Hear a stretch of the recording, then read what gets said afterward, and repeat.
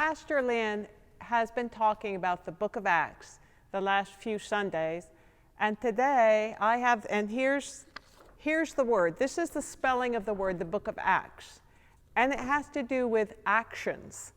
And so the book of Acts is talking about the actions that the disciples did, but it also talks about the acts that the Holy Spirit did from God in Jesus Christ.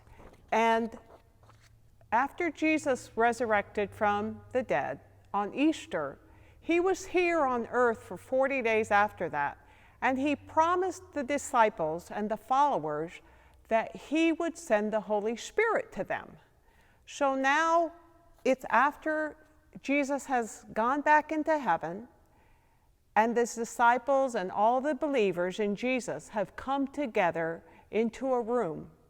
And while they're there, the sound of a mighty wind happens. And they aren't sure what's going on. And then tongues of fire start lighting on each of their heads. Now I got a lighter here, and I don't know if I can get it to work. Okay, tongues of fire. Don't do this at home. I was going to put it on my head, and I thought, no, my hair would probably light up in smoke, and we don't want that to happen. But anyway, with that, the Holy Spirit came, so they had the rushing wind, loud, loud wind, they had the tongues of fire, and then the third thing that happened was all of the disciples and followers started talking in different languages. And there were people in that same area that heard them talking, and they were talking in languages of all these different regions and countries. And it was 9 o'clock in the morning. And when they heard these people talking in all these different languages, some people thought they were drunk. Now, some of you understand what that means, some of you don't, but that's okay. In other words, they thought they were kind of crazy, okay? But Peter then pipes up and says, wait a minute, it's 9 o'clock in the morning. They haven't been doing anything.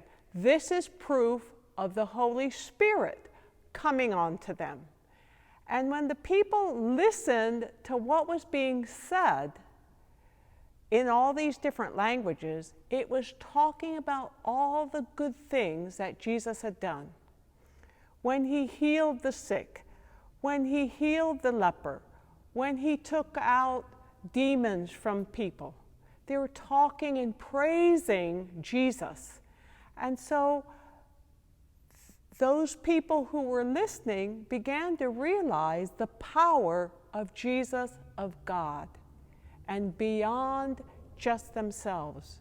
So you and I, when we believe in God and in Jesus, we get filled with the Holy Spirit.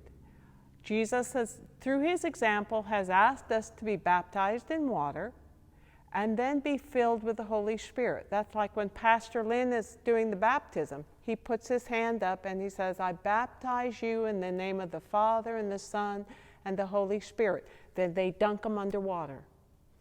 We as Christians believe in the power of the Holy Spirit through God and through Jesus Christ. And that's what I want you kids to understand is God comes into you, into your heart, and changes you. And he wants you to listen to that inside of you, we call it our conscience, to do what is right and to believe in him.